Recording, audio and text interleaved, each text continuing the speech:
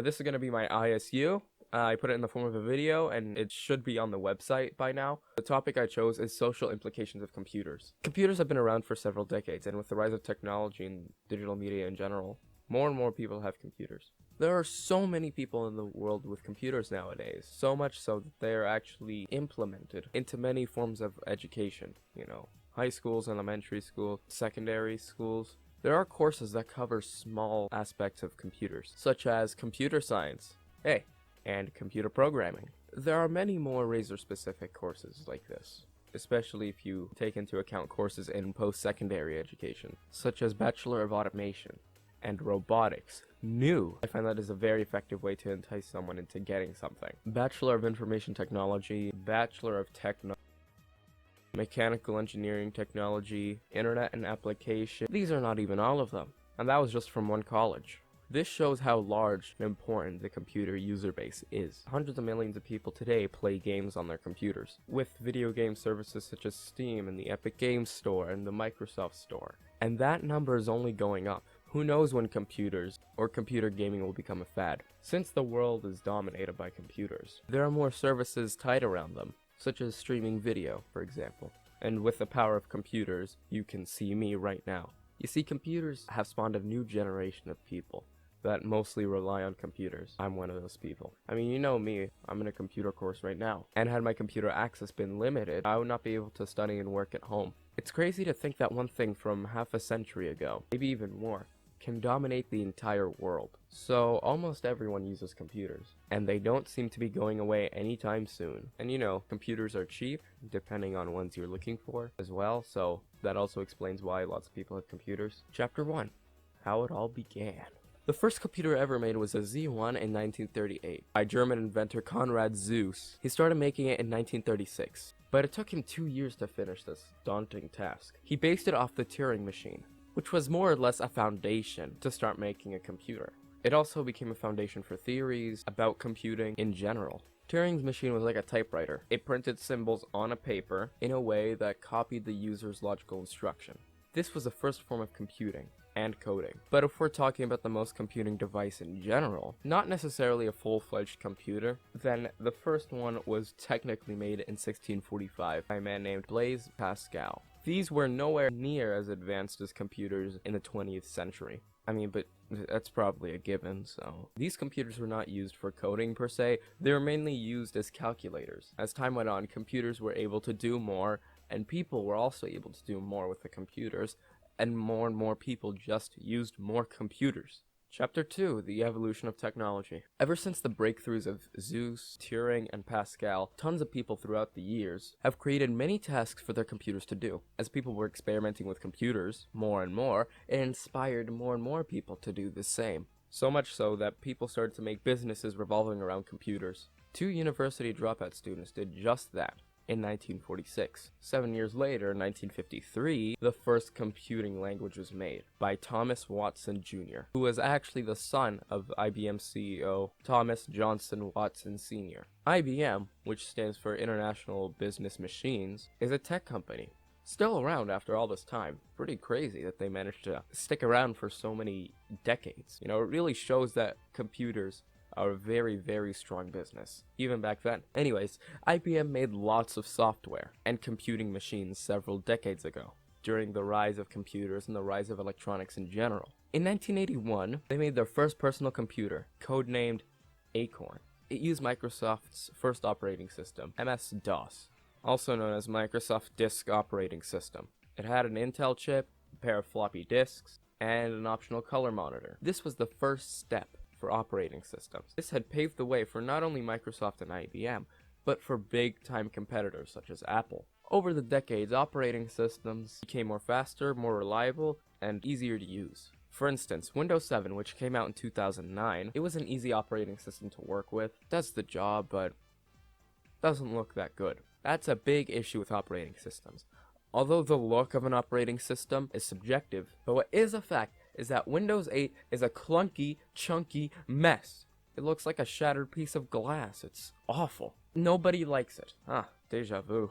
Anyways, the looks of an operating system are very important because it's how you run your device. It's what your device is gonna look like almost all the time. And operating systems aren't just on Mac and PC or Linux or whatever. They're on practically nearly all electronic devices. The DS had an operating system and a competent user interface for the most part. You can navigate the things you want pretty easily.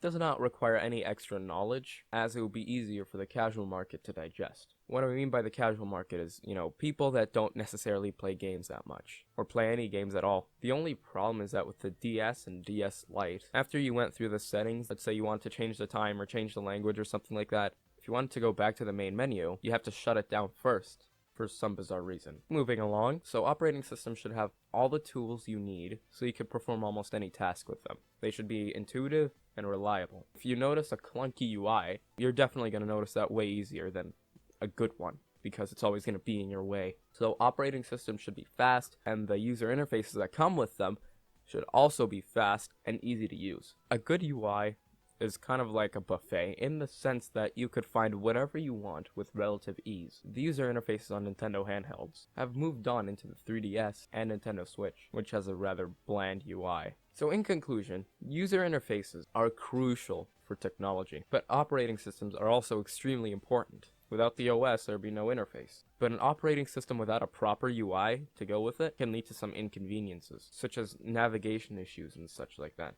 which more or less kind of defeats the purpose of owning a computer in some ways, because a computer is supposed to make your life easier, handle your work easier. But if a UI is bad, then the computer isn't really making your life easier. In fact, in some cases, it could make your life more difficult. Chapter 3, the evolution of social networking. Like computers, social networking has been around for many decades, but has massively been improved and almost perfected in a way that anyone can communicate with anyone, without the need to use landlines, radios, or the post office, or pigeons, or, God forbid, actually talking to someone face to face, if you're willing to go that far. The point is, telecommunication was a new frontier in the technological world, and it exploded, as you'd expect it did, because you can hear me and see me right now. This is for an online project anyways. This phenomena truly started on December 3rd, 1992, because that's when the first text message was sent. This was the first sign that telecommunication was going to expand.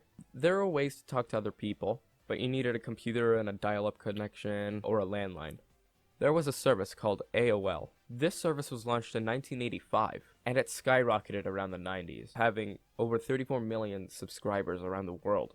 It was used worldwide by so many people. They were at the top of the food chain at one point. However, with declining sales, and there was less and less of an incentive to actually go out of your way and pay a monthly subscription to talk to someone, there's no incentive when the internet was starting to become really big as well. In 1997, Nokia was the first mobile phone manufacturer to make a phone with a full keyboard. Touchscreen phones weren't available back then. As time went on, the internet exploded and more social media websites popped up, like MySpace in 2003 and Facebook and Gmail in 2004, and so on. These social media sites have stayed through the test of time and are still used by so many people worldwide, especially Facebook, with over 2 billion users. With the evolution of smartphones, more reliable instant messaging services, and faster internet speeds, communicating with someone across the world is easier than ever before. There are so many services tied around smartphone usage, such as food delivery, online dating, getting an Uber, and so much more. Because of this evolution of technology, computers are more widely accepted now than 20 years ago, because not a lot of things were tied to computers or being connected to the internet. So what I mean by that is, with the expansion of the internet and computers and technology and stuff like that, having smart devices has become the new norm. As I previously mentioned, education coincides with technology now. And now with the conclusion. To summarize everything, in the introduction we talked about secondary education, depending on computers, and how cheap and widely available they can be. In Chapter 1, we discussed how the computer came to be, starting from 1645, and gradually shaping it up to what it is today. In Chapter 2, we talked a little bit of computer history, but we dived into operating systems and user interfaces, like with Windows and Mac OS. But not just computer operating systems, but for handhelds as well, such as the Nintendo DS shutting off when you want to go back to the home menu for some reason, and the Switch, just to name a few. We also talked about how the user interfaces should work, and how they should be widely usable by anyone regardless of one's technological expertise. In Chapter 3, we mentioned how telecommunication has evolved from what it was once many years ago, and how the giant boom of social media and the expansion of the internet, our lives have become much easier and much more convenient with them, that we tend to rely on them a lot, much like with schools and online classes and such. And that's pretty much it. Thanks for watching. In the next episode, we're going to be talking about the largest technological impact of all time. Michael Jackson The Experience for Nintendo Wii.